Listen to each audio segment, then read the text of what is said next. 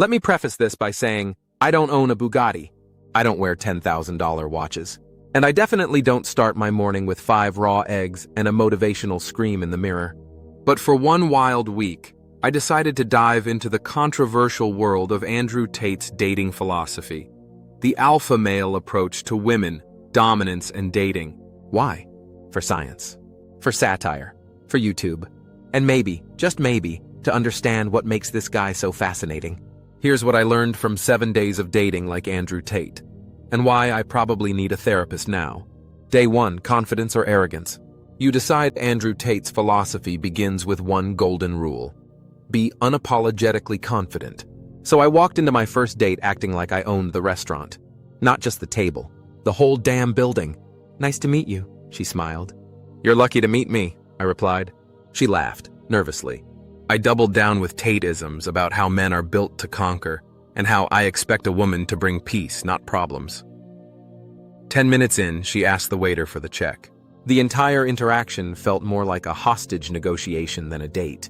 Confidence? More like social combat. Round 1 knocked out. Day 2, the high-value male. Persona. Tate always talks about being a high-value man. So on day 2, I curated my Instagram to look like I was living in Dubai with 2 tigers and a private jet. I rented a fancy car for the day and picked up a date from a dating app. So what do you do? She asked. I don't chase money, money chases me, I said in my best deep Tate voice. Silence, followed by a polite head nod. She was smart, independent, and clearly not impressed. We ended up talking more about her dog than my imaginary business empire. By the end, I felt like a knockoff Bond villain trying to fake charisma. Lesson? You can't buy chemistry or respect with a rented Lamborghini. Day 3, the my rules, my way. Tate loves rules. His ideal relationship? One where the man leads, always. So I planned an entire date without asking her opinion. We went go-karting. She hated it. Got steak, she's vegetarian, and then went for cigars. She doesn't smoke. I strutted like a peacock and paid for everything like a gentleman dictator.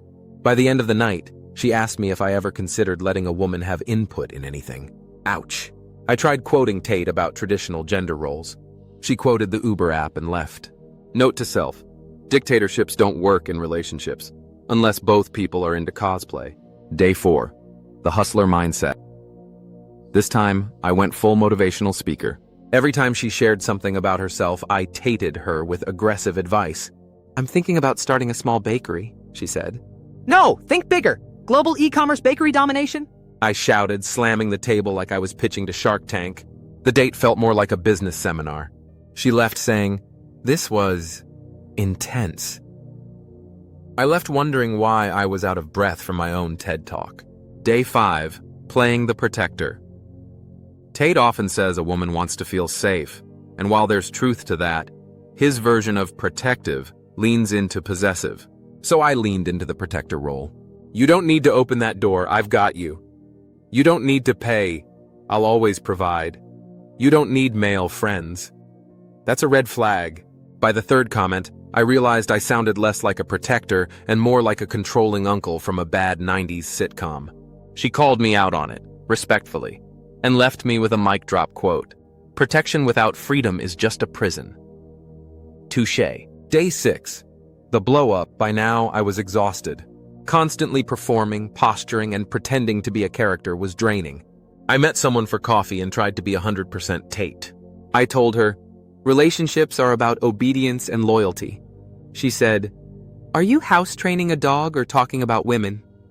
Fair point. We debated gender roles for 45 minutes.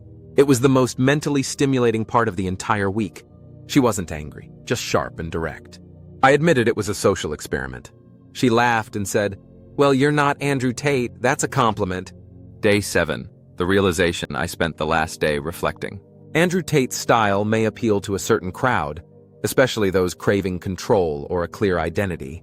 But most of what I tried felt like a costume, a performance designed to impress rather than connect. When I dropped the act and just talked like a normal human, asked questions, listened, and shared my own stories, things went way better. Turns out you don't need a Bugatti or a bravado mask to attract someone. You just need emotional intelligence and honesty. Wild concept, I know.